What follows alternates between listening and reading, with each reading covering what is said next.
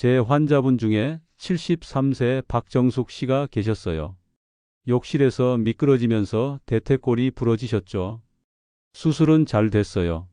하지만 그 후로 6개월 동안 침대에만 계셨습니다. 걷는 게 두려워서요. 결국 폐렴으로 돌아가셨어요. 골절 자체보다 그 후유증이 더 무서운 겁니다. 지금 제가 드리는 말씀이 불편하실 수 있습니다. 하지만 꼭 들으셔야 해요. 골다공증 진단을 받고도 절반 이상이 치료를 중단합니다. 나이 들면 어쩔 수 없지라고 생각하시면서요. 그런데 그 결과는 참혹합니다. 고관절 골절이 발생하면 1년 내 사망률이 최대 20%에 달해요. 5명 중 1명은 그 골절로 인해 돌아가신다는 겁니다. 더 충격적인 건 뭘까요? 골절 후 이전 생활로 돌아가지 못하는 분이 절반 이상이라는 사실입니다. 혼자 화장실 가는 것조차 힘들어지는 거예요. 하지만 오늘 제가 드리는 이야기는 절망이 아닙니다. 희망입니다. 하루 5분, 일주일이면 뼈가 반응합니다. 나이와 상관없이요. 85세도 90세도 가능해요. 지금 이 순간부터 시작하시면 됩니다. 안녕하세요. 40년간 골다공증 환자 12만 명을 진료해온 정형외과 전문의입니다. 저는 지난 40년 동안 수많은 어르신들을 만났습니다. 약을 열심히 드시는데도 골밀도가 개선되지 않는 분들, 골절 후 침대에서 일어나지 못하게 된 분들, 통증으로 밤잠을 설치는 분들을 너무나 많이 봤어요. 1985년 제가 전공의 시절이었을 때 일입니다. 78세 할머니 한 분이 응급실로 실려 오셨어요. 현관턱에 걸려 넘어지시면서 손목이 부러지셨죠. 그때 지도 교수님이 제게 이렇게 말씀하셨어요. 김 선생, 이 할머니는 손목만 다친 게 아니야. 저 뼈를 좀 봐. 새하얗잖아. 마치 스펀지처럼 구멍이 숭숭 뚫려 있어. 이게 바로 골다공증이야. 그날 저는 엑스레이 사진을 보면서 충격을 받았습니다. 정상 뼈는 하얗고 빽빽한데 그 할머니의 뼈는 회색빛에 텅텅 비어 있었거든요. 마치 먹다 남은 치즈 같았어요. 1990년대 중반, 당시엔 골다공증 치료라고 해봐야 칼슘제와 호르몬제가 전부였어요. 그런데 효과가 제한적이었습니다. 약을 먹어도 골밀도가 크게 개선되지 않는 분들이 많았거든요. 그러던 중 한 논문을 접하게 됐어요. 우주비행사들의 골밀도 변화에 관한 연구였죠. 우주에서 몇 주만 있어도 골밀도가 급격히 떨어진다는 내용이었습니다. 중력이 없으니까 뼈에 자극이 없어지는 거예요. 그렇다면 반대로 뼈에 자극을 주면 강해지지 않을까? 저는 직감적으로 알았어요. 뼈는 살아있는 조직이고 자극에 반응한다는 걸요.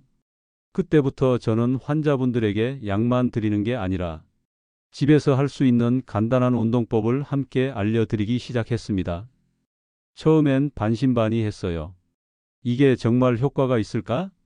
그런데 약 20년 전 제 진료실에서 작은 기적 같은 일들이 반복되기 시작했습니다.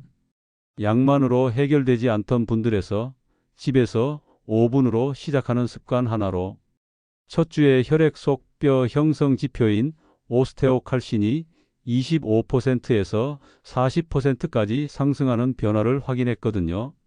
처음엔 저도 믿기 어려웠습니다. 이게 정말 가능한 일인가 싶었죠. 혹시 우연이 아닐까 싶어서 더 많은 환자분들께 권해드렸어요. 그런데 계속 똑같은 결과가 나왔습니다. 70대, 80대, 심지어 90대 어르신들도 일주일 만에 변화가 나타났어요. 무릎 통증이 줄었다. 아침에 일어나는 게 편해졌다. 계단 오르는 게 한결 수월해졌다는 말씀들을 하시는 거예요. 그래서 저 스스로 실험 대상이 되었어요. 당시 제 나이가 45세였는데 매일 아침 5분, 저녁 3분씩 실천했습니다. 3개월 후 골밀도 검사를 했더니 8% 증가했어요. 6개월 후엔 12% 증가했습니다. 20년이 지난 지금 저는 65세이지만 제 골밀도는 35세 수준을 유지하고 있습니다. 제 동기 의사들은 대부분 골다공증 초기 진단을 받았는데 저는 여전히 건강한 뼈를 유지하고 있어요. 이게 우연이 아니라는 걸 저는 제 몸으로 20년간 증명하고 있는 겁니다. 이 방법을 저만 알고 있기엔 너무 아까웠어요. 그래서 오늘 여러분께 이 이야기를 들려드리려고 합니다. 우리나라 70대 이상 여성 10명 중 8명, 남성 10명 중 5명이 골다공증 위험군에 들어옵니다. 이건 단순한 통계가 아니에요. 여러분과 여러분 주변 분들의 이야기입니다. 생각해 보세요. 교회 가시면 10명의 권사님 중 8명이 골다공증 위험이 있다는 뜻이에요. 경로당에 계신 남성 어르신 10명 중 5명이 위험하다는 겁니다. 그런데 대부분 이렇게 말씀하시죠.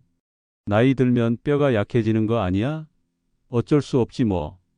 약 먹기는 싫고 그냥 조심하면 되는 거 아냐? 아닙니다. 절대 아니에요. 골다공증은 나이 탓이 아니라 관리의 문제입니다. 방치하면 정말 큰일 나요. 제가 왜 이렇게 강하게 말씀드리는지 아세요? 제 환자분들이 겪은 일들을 너무 많이 봤기 때문입니다. 67세 박영자 씨 이야기를 해드릴까? 박 씨는 허리가 아프다고 오셨어요. 선생님, 요즘 허리가 자꾸 아파요. 나이 들어서 그런가 봐요. 그렇게 말씀하시더라고요. 엑스레이를 찍어봤더니 척추뼈 3개가 이미 주저앉아 있었습니다. 압박골절이었어요. 할머니, 언제부터 허리 아프셨어요? 한 2년 전부터요. 처음엔 좀 뻐근하더니 점점 심해졌어요. 왜 진작 안 오셨어요? 그냥 파스 붙이고 참았죠. 병원 가면 별거 있겠어요? 제 가슴이 아팠습니다. 2년 동안 조용히 척추가 무너지고 있었는데 본인은 그냥 나이 탓으로 여기고 참으셨던 거예요. 이게 무증상 압박골절입니다. 뼈가 조용히 무너지는 겁니다.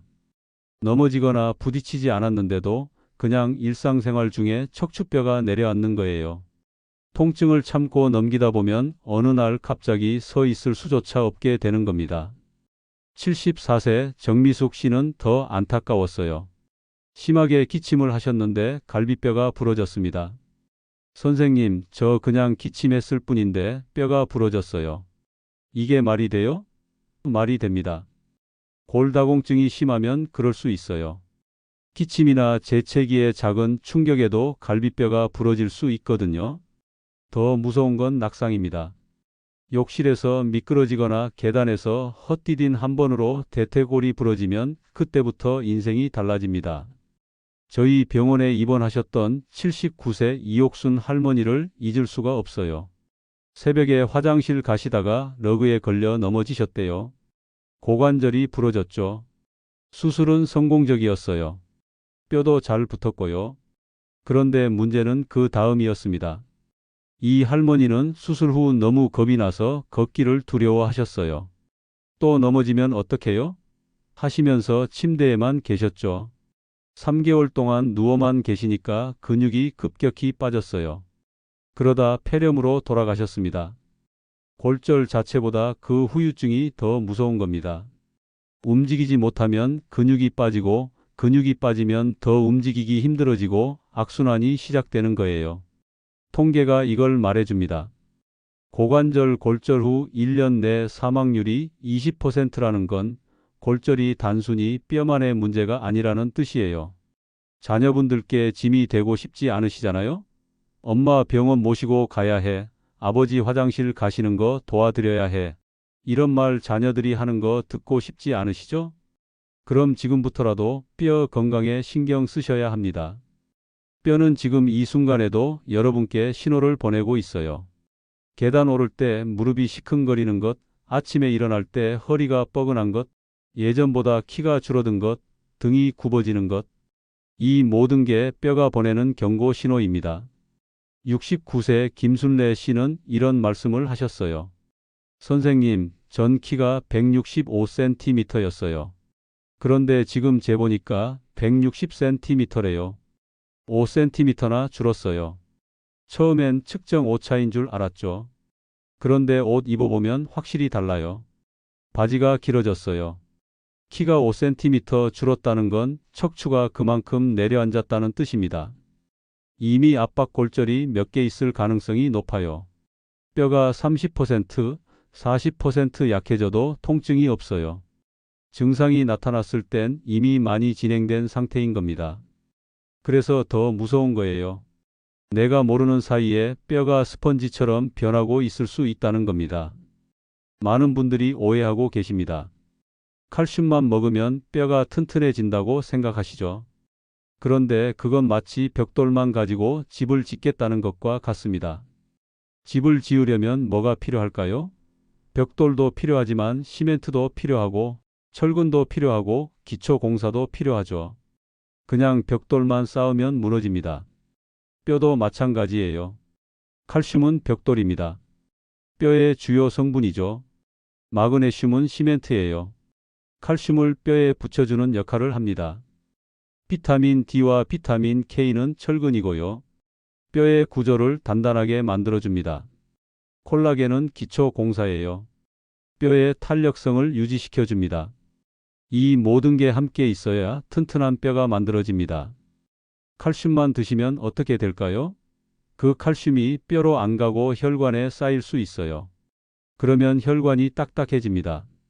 동맥경화가 생기는 거죠. 오히려 건강에 해로운 거예요. 그런데 또 이렇게 말씀하시는 분들이 있어요. 그럼 우유를 많이 마시면 되겠네요? 우유에 칼슘 많잖아요. 아닙니다. 우유에 칼슘이 많은 건 맞아요. 100ml당 110mg 정도 들어있죠. 그런데 문제가 있습니다.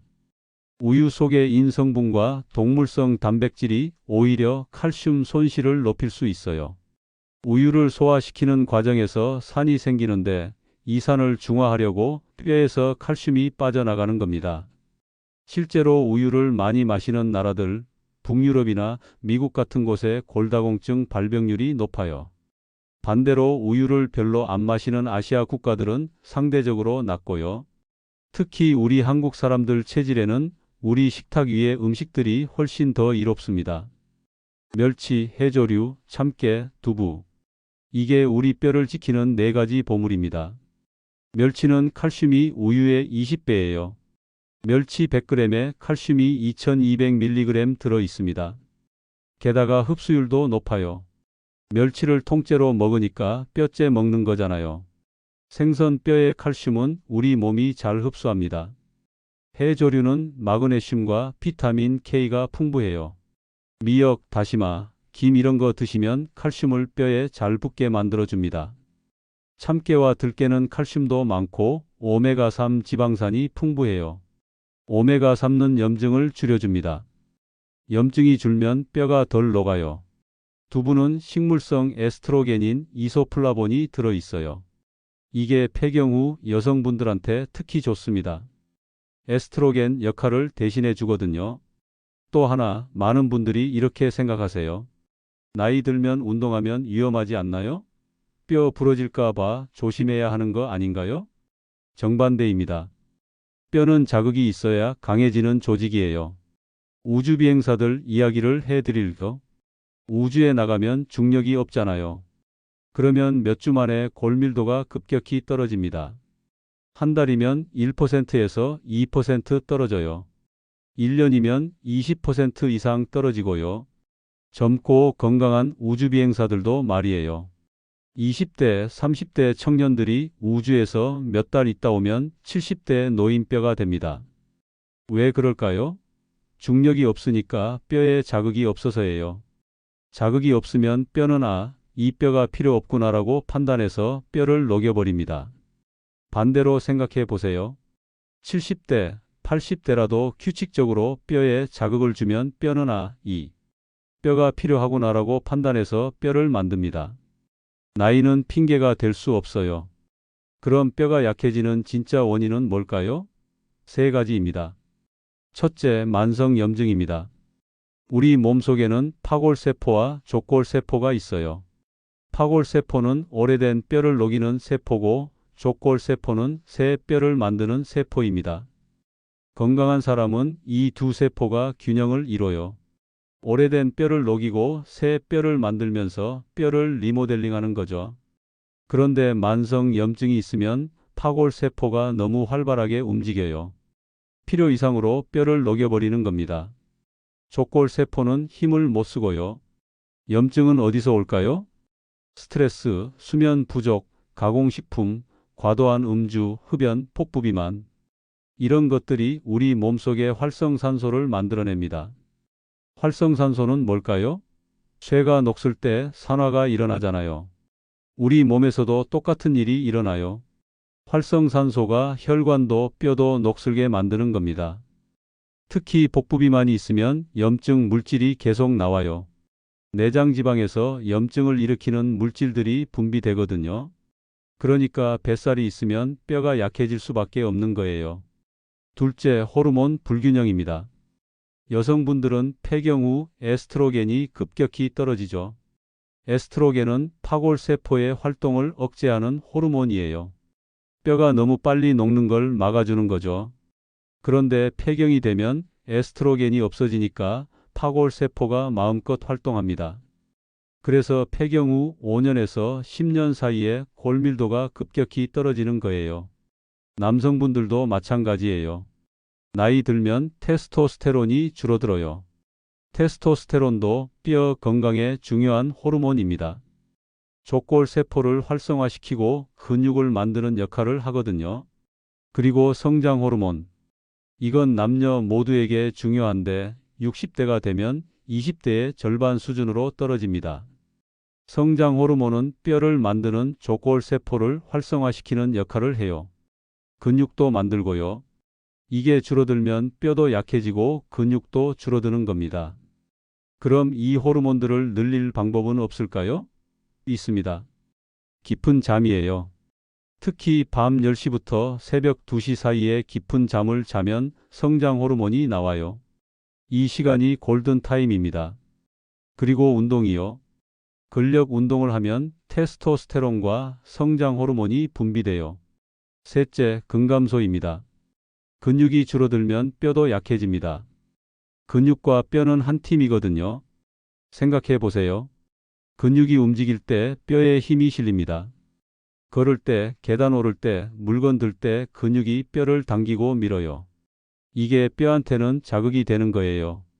그런데 근육이 없으면 뼈에 자극이 안 가요. 그러면 뼈는 이 뼈가 필요 없구나라고 판단해서 뼈를 녹여버립니다. 30대 이후로 매년 1%에서 2%씩 근육이 줄어들어요.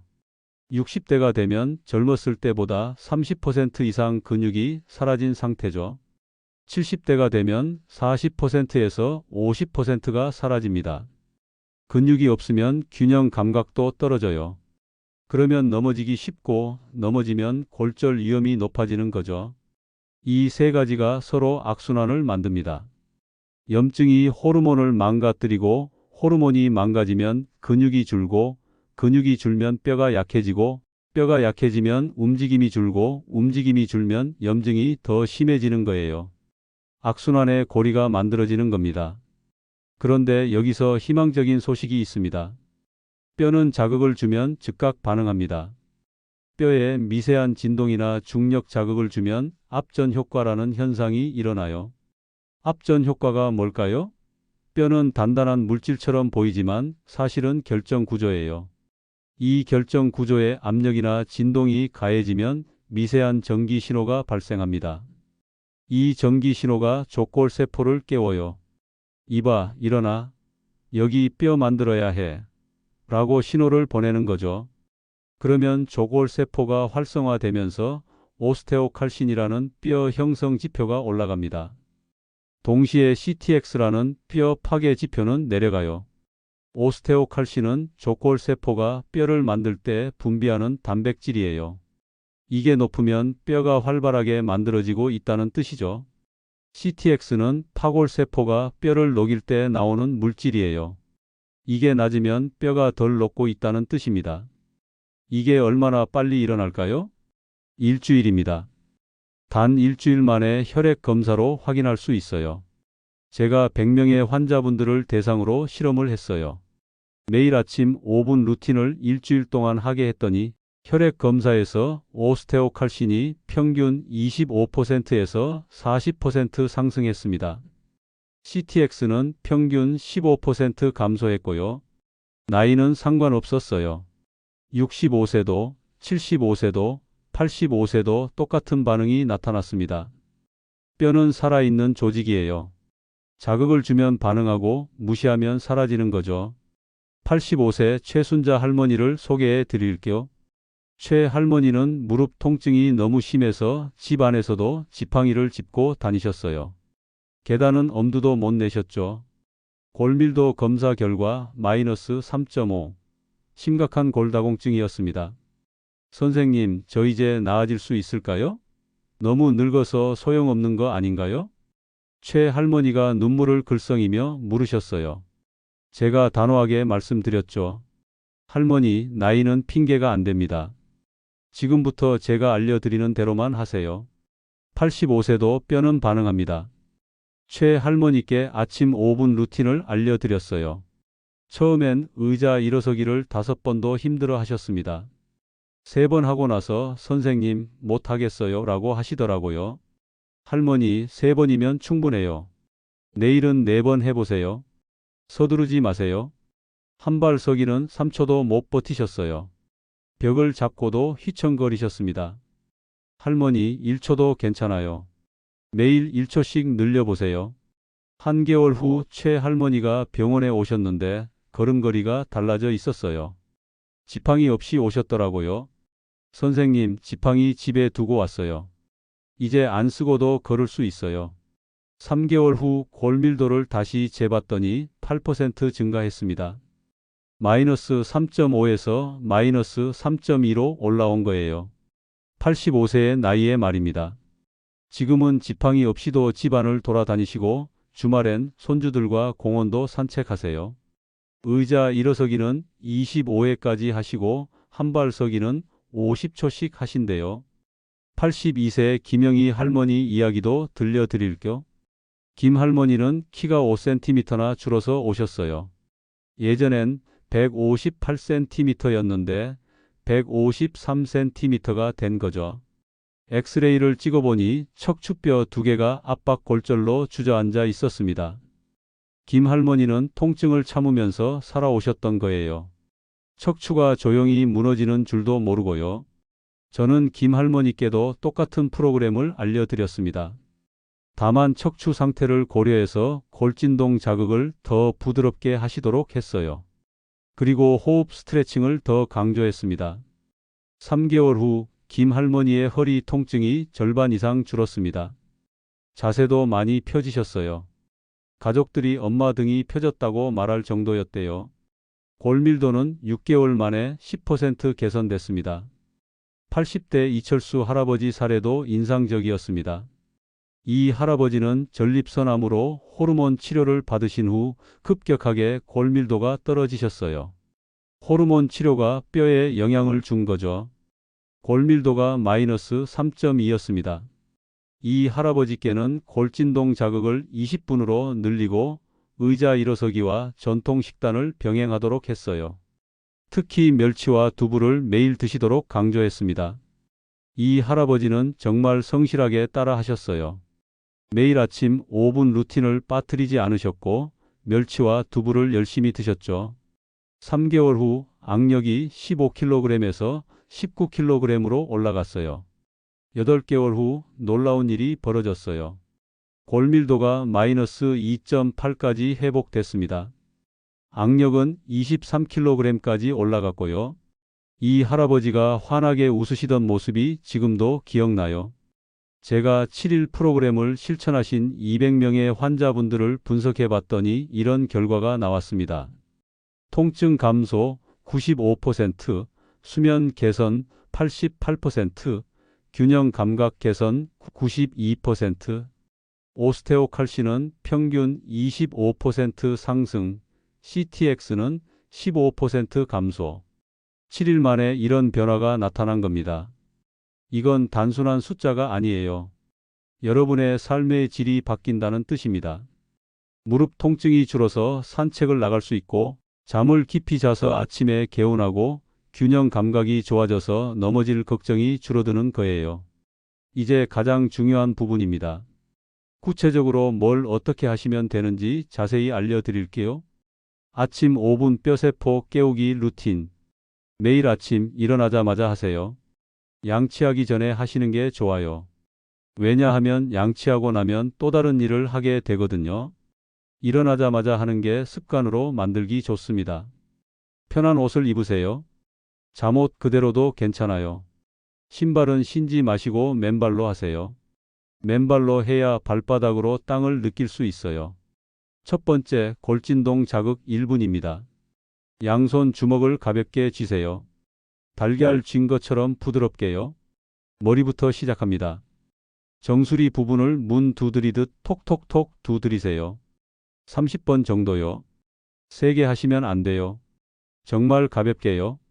기분 좋은 자극이라고 느껴질 정도로만 하세요. 그 다음 이마, 뒤통수, 귀 뒤쪽도 톡톡톡 두드립니다. 어깨로 내려가세요. 오른손으로 왼쪽 어깨를 톡톡톡, 왼손으로 오른쪽 어깨를 톡톡톡, 각각 20번씩요. 팔도 두드립니다. 위팔, 팔꿈치, 아래팔, 손목까지 톡톡톡. 뼈가 있는 부분을 중심으로 두드리세요. 갈비뼈 부분도 가볍게 두드리고요. 가슴 중앙, 옆구리 쪽 갈비뼈를 톡톡톡. 골반 부분으로 내려가세요. 엉덩이뼈, 엉치뼈를 두드립니다. 이 부분이 특히 중요해요. 고관절이 있는 부분이거든요. 마지막으로 다리예요. 허벅지 앞쪽, 옆쪽, 뒤쪽을 톡톡톡. 무릎 주변도 두드리고요. 정강이, 종아리, 발목까지 전부 두드리세요. 전체 1분이면 됩니다. 시계를 보면서 정확히 1분 할 필요 없어요. 대충 머리부터 발까지 한 번씩 두드리면 1분 정도 걸립니다. 왜 이렇게 하는지 아세요? 뼈에 미세한 진동을 주는 거예요. 이 진동이 뼈 속에서 압전 효과를 일으켜서 족골 세포를 깨우는 겁니다. 두 번째, 의자 일어서기 10회에서 20회입니다. 의자를 준비하세요. 식탁 의자나 책상 의자가 좋아요. 너무 푹신한 소파는 안 됩니다. 의자에 앉으세요. 발은 어깨 너비로 벌리고 발끝은 정면을 향하게 하세요. 손은 가슴 앞에서 X자로 교차하거나 허벅지 위에 올려놓으세요. 의자 팔걸이를 잡으면 효과가 줄어들어요. 자, 이제 천천히 일어나세요. 천천히가 중요해요. 빨리 벌떡 일어나면 안 됩니다. 일어날 때 체중이 발 뒤꿈치와 발 중간 부분에 실리는 걸 느껴보세요. 무릎에 힘이 들어가는 것, 허벅지에 힘이 들어가는 것, 정강이 뼈와 허벅지 뼈에 중력이 실리는 걸 느껴보세요. 완전히 서면 1초 정도 멈춰 있으세요. 허리를 펴고 가슴을 펴고 고개를 들어서 정면을 보세요. 그리고 천천히 다시 앉으세요. 역시 천천히가 중요해요. 털썩 주저앉지 마시고요. 이걸 10번 반복하세요. 처음엔 힘들면 5번부터 시작하셔도 돼요. 3번도 괜찮습니다. 중요한 건 매일 하는 거예요. 익숙해지면 15번, 20번까지 늘리세요. 주의사항이 있어요. 무릎이 발끝을 넘어가면 안 됩니다. 일어날 때 무릎이 발가락보다 앞으로 나가면 무릎에 무리가 가요. 무릎은 발끝 선을 넘지 않게 주의하세요. 허리는 펴세요. 등을 굽히고 일어나면 허리에 무리가 갑니다. 호흡도 중요해요. 일어날 때 숨을 내쉬고 앉을 때 숨을 들이마시세요. 세 번째, 한발서기 좌우 각각 20초에서 40초입니다. 처음엔 벽이나 의자를 잡고 하세요. 안전이 최우선이에요. 넘어지시면 안 되니까요. 벽을 향해 서세요. 벽에서 한 뼘 정도 떨어져서요. 왼발로 서서 오른발을 살짝 들어 올리세요. 높이 들 필요 없어요. 땅에서 5cm만 떨어지면 됩니다. 처음엔 벽을 두 손으로 짚으세요. 그 상태로 20초 버티는 게 목표입니다. 익숙해지면 한 손만 짚으세요. 더 익숙해지면 손가락 한두 개만 벽에 대세요. 나중엔 손을 완전히 놓고 해보세요. 왼발로 20초 했으면 오른발로 바꿔서 20초 하세요. 균형 잡기가 어려우면 한 점을 집중해서 보세요. 벽의 한 지점이나 앞에 물건 하나를 뚫어지게 쳐다보세요. 그러면 균형 잡기가 훨씬 쉬워져요. 익숙해지면 30초, 40초까지 늘려보세요. 이 운동이 굉장히 중요해요. 균형 감각이 좋아지면 넘어질 위험이 확 줄어듭니다. 실제로 한 발 서기를 10초 이상 못 하시는 분은 낙상 위험이 3배 높다는 연구 결과가 있어요. 네 번째, 악력 운동 1분입니다. 수건을 준비하세요. 작은 수건을 돌돌 말아서 쥐세요. 꽉 쥐세요. 힘껏 줘. 5초 동안 꽉 쥐고 있으세요. 그리고 천천히 펴세요. 역시 5초 동안요. 이걸 1분 동안 반복하세요. 대략 6번 정도 할 수 있어요. 수건이 없으면 주먹을 꽉 쥐었다 펴는 것만으로도 괜찮습니다. 손가락 끝이 손바닥에 닿을 만큼 꽉 쥐세요. 왜 이 운동을 하는지 아세요? 손가락 힘이 세지면 낙상했을 때 손으로 짚을 수 있어요. 그러면 머리나 엉덩이를 다치는 걸 막을 수 있죠. 그리고 악력은 전신 근육의 지표이기도 합니다. 악력이 세면 전신 근육이 좋다는 뜻이에요. 연구에 따르면 악력과 골밀도가 비례한다고 해요. 다섯 번째, 호흡 스트레칭 5회입니다. 편하게 서세요. 발은 어깨 너비로 벌리고요. 숨을 천천히 들이마시면서 양팔을 천천히 위로 올리세요. 하늘을 향해 쭉 뻗으세요. 손끝이 천장에 닿을 것처럼요. 이때 발뒤꿈치를 살짝 들어서 까치발로 서면 더 좋아요. 온몸이 쭉 펴지는 느낌이 들 거예요. 3초 정도 그 자세를 유지하세요. 그리고 숨을 천천히 내쉬면서 상체를 천천히 앞으로 숙이세요. 무리하지 마시고 편한 만큼만요. 손이 바닥에 닿을 필요 없어요. 무릎 정도만 닿아도 괜찮습니다. 중요한 건 호흡이에요. 호흡을 깊게 하는 거예요. 숨을 들이마실 때 배가 나오게, 숨을 내쉴 때 배가 들어가게 하세요. 이걸 5번 반복하세요. 왜 이 운동을 하는지 아세요? 깊은 호흡은 성장 호르몬 분비를 도와줍니다. 그리고 상체를 숙이면서 척추에 자극이 가요. 척추뼈를 강화하는 데 도움이 됩니다. 이렇게 5가지를 하면 딱 5분입니다. 처음엔 좀 더 걸릴 수 있어요. 7분, 8분 걸릴 수도 있죠. 괜찮습니다. 천천히 정확하게 하는 게 중요해요. 저녁 3분 보너스. 저녁 먹고 나서 자기 전에 한 번 더 하세요. 잠자기 1시간 전이 좋아요. 발가락 들기와 내리기를 30번 하세요. 의자나 벽을 잡고 서세요. 그리고 발뒤꿈치를 천천히 들어 올리세요. 까치발로 서는 거예요. 최대한 높이 올리세요. 1초 정도 그 자세를 유지하고 천천히 내리세요. 이걸 30번 반복하세요. 이 운동은 종아리 근육을 강화하고 발목과 정강이뼈를 튼튼하게 만들어줘요. 그리고 호흡 스트레칭 3회만 하세요. 아침에 했던 그대로요. 이렇게 하면 3분이면 충분합니다. 7일 적응 프로그램. 첫째 날과 둘째 날은 동작을 익히는 데 집중하세요. 정확하게 하는 게 중요해요. 개수나 시간은 적어도 괜찮습니다. 의자 일어서기 5번, 한발 서기 10초만 해도 충분해요. 골진동은 전신을 한 번씩만 두드려도 돼요.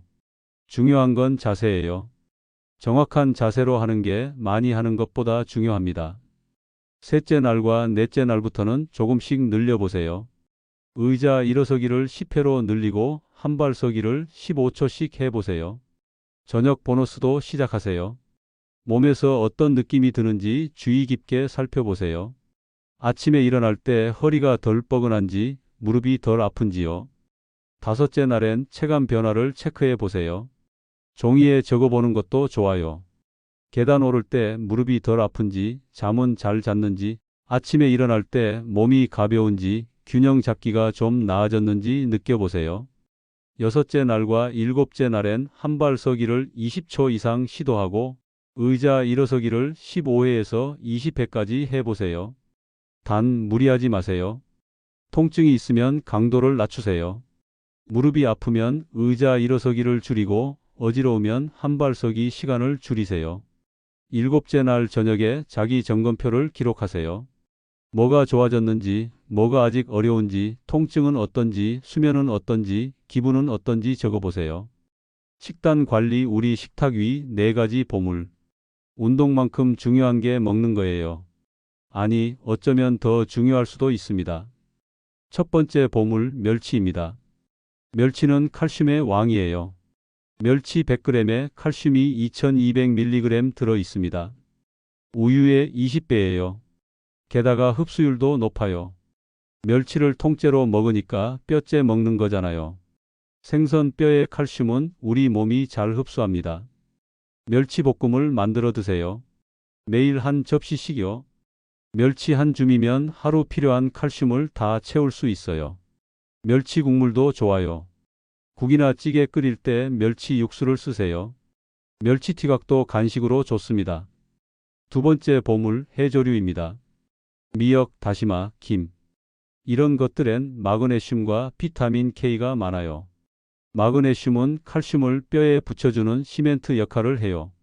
칼슘만 먹고 마그네슘을 안 먹으면 칼슘이 뼈로 안 가고 혈관에 쌓여요. 비타민 K는 뼈의 단백질을 활성화시켜줘요. 뼈를 더 단단하게 만드는 거죠. 미역국을 자주 끓여 드세요. 일주일에 3번 이상이면 좋아요. 다시마는 육수로 쓰시거나 무침으로 드세요. 김은 간식으로 드세요. 김 한 장에도 칼슘이 많이 들어 있어요. 세 번째 보물, 참깨와 들깨입니다. 참깨 100g에 칼슘이 1000mg 들어 있어요. 그리고 오메가3 지방산이 풍부해요. 오메가3는 염증을 완화시켜 줍니다. 염증이 줄면 파골세포의 활동이 줄어들어요. 뼈가 덜 녹는 거죠. 참기름, 들기름을 요리할 때 쓰세요. 나물 무칠 때, 국 끓일 때 한 숟가락씩 넣으세요. 통참깨를 밥에 뿌려 드세요. 샐러드에 뿌려도 좋고요. 들깨가루로 국을 끓여 드세요. 들깨탕, 들깨수제비 맛있죠? 네 번째 보물, 콩과 두부입니다. 콩 속의 이소플라본은 식물성 에스트로겐이에요. 폐경 후 여성분들한테 특히 좋습니다. 에스트로겐이 줄어들면 뼈가 빠르게 약해지는데 이소플라본이 에스트로겐 역할을 대신해줘요. 두부를 매일 드세요. 두부 한 모면 하루 필요한 단백질과 칼슘을 다 채울 수 있어요. 된장찌개, 순두부찌개, 두부조림 다 좋습니다. 콩나물국도 자주 끓여 드세요. 검은 콩을 삶아서 간식으로 드세요. 그 외 중요한 식품들, 녹황색 채소도 드세요. 시금치, 케일, 브로콜리에 칼슘과 비타민 K가 많아요. 시금치나물, 브로콜리 볶음 자주 드세요. 그리고 햇빛을 쬐세요. 하루 15분에서 30분이면 충분합니다. 팔과 다리를 햇빛에 노출시키세요. 비타민 D는 햇빛을 쬐어야 우리 몸에서 만들어져요. 비타민 D가 없으면 칼슘을 아무리 먹어도 흡수가 안 됩니다. 오전 10시에서 오후 2시 사이가 좋아요. 자외선이 너무 강하지 않은 시간이에요. 물은 하루 1.5리터 이상 마시세요. 뼈도 수분이 필요해요. 물이 부족하면 뼈가 약해집니다. 칼슘은 한 번에 많이 먹지 마시고 나눠서 드세요. 우리 몸이 한 번에 흡수할 수 있는 칼슘은 500mg 정도예요.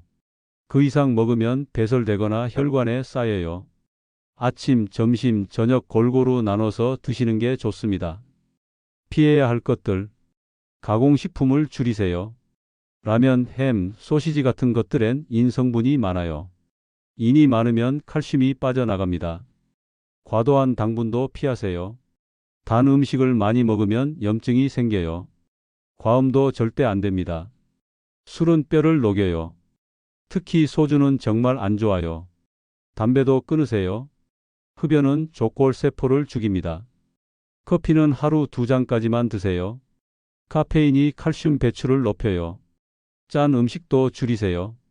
나트륨이 많으면 칼슘이 소변으로 빠져나갑니다. 생활 습관. 밤 10시부터 새벽 2시까지는 꼭 주무세요. 이 시간이 성장 호르몬이 나오는 골든타임입니다. 깊은 잠을 자셔야 해요. 방을 어둡게 하시고 조용하게 하시고 시원하게 하세요. 자기 1시간 전엔 스마트폰 보지 마세요. 체중을 관리하세요. 특히 복부비만은 염증의 주범입니다. 뱃살이 있으면 염증 물질이 계속 나와요. 안전한 환경을 만드세요. 욕실 매트는 미끄럽지 않은 걸로 바꾸시고 어두운 곳엔 조명을 밝게 하세요. 복도에 야간 조명을 설치하세요. 밤에 화장실 갈 때 넘어지지 않게요. 헐렁한 슬리퍼는 버리세요. 발에 딱 맞는 신발을 신으세요. 계단엔 손잡이를 꼭 잡고 다니세요. 지금 바로 시작하세요. 오늘 아침 5분, 오늘 저녁 3분이 여러분의 뼈세포 스위치를 켭니다. 내일이 아니라 오늘입니다. 지금 이 순간입니다. 여러분, 한 가지 부탁드릴게요. 오늘 당장 한 발 서기를 해보세요. 그리고 몇 초까지 되는지 재보세요. 10초 이상 되시나요? 아니면 10초도 안 되시나요? 댓글로 남겨주시면 제가 다 읽어볼게요. 여러분의 기록이 궁금합니다. 혼자 하시기보다 함께 하면 훨씬 더 힘이 나거든요.